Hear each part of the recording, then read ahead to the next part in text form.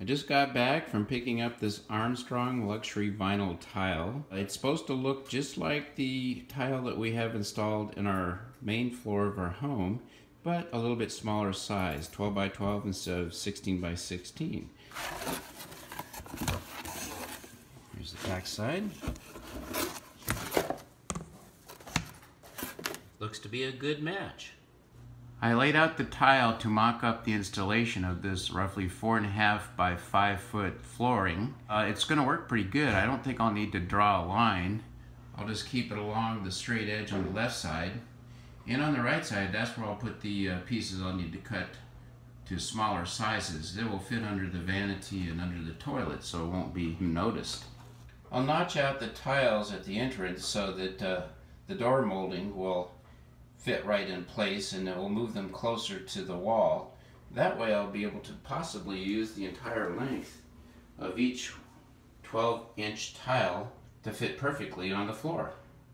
As you can see from my mock-up installation here, I used the same pattern in the tiles right next to each other. This won't look good, so I need to alternate them. It's important that I do this before I cut them to size, because then I will be committed to using those particular tiles. I've selected the colors and patterns that I think look good together. There are several different versions of the patterns, and it takes a little bit of experimentation to get the right mix. As it turns out, this tile is quite easy to cut simply by scouring it with a utility blade and then breaking it on a sharp surface like the edge of a table. I cut out this cardboard template so I can cut a hole in a tile to accommodate the drain for the toilet. Using my template, I'm going to trace a line and pencil on this tile so I have a guide to cut the hole.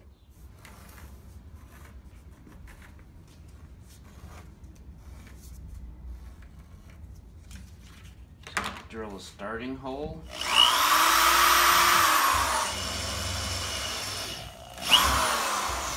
Alrighty, there we go. Alright, I'm going to give this a shot with this really old keyhole saw.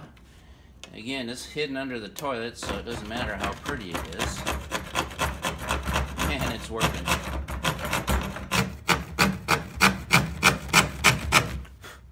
Moving pretty quick now. A short burst of cutting. Alright, let's see how this works. Hey. Looks pretty good. Look at that. Professional hole. 2 more pieces left? 2 more pieces. Wow, that went really fast. Yep. The wall's not perfectly square, so I have to gradually change the distance from the wall. You want to keep it 1/8 of an inch, same as the gaps for the grout. This will be my primary line. Okay, let's go scribe it using my reference line. Make a little scribe here. I've been going back 3 or 4 times, but not pressing too hard because you don't want to slip and cut yourself.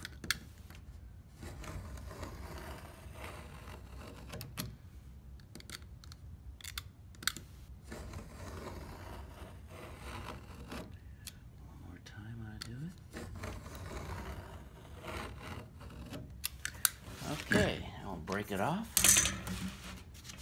Put it on a sharp edge. Just there you go. Okay, let's see if we did it right. Oh yeah. Make sure we got enough space here with the spacers. Grout. The final piece.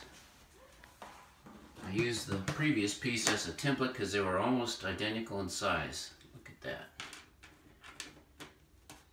Yep.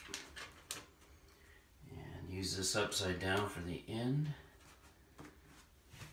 Voila! All the tiles are cut and in place. Actually, there's only a few here towards the wall behind the vanity in the toilet that required some custom cutting. So it wasn't very difficult. And then at the entry I chose just to cut out a little bit of the door molding to allow room for the tile. I still need to sand and paint that molding.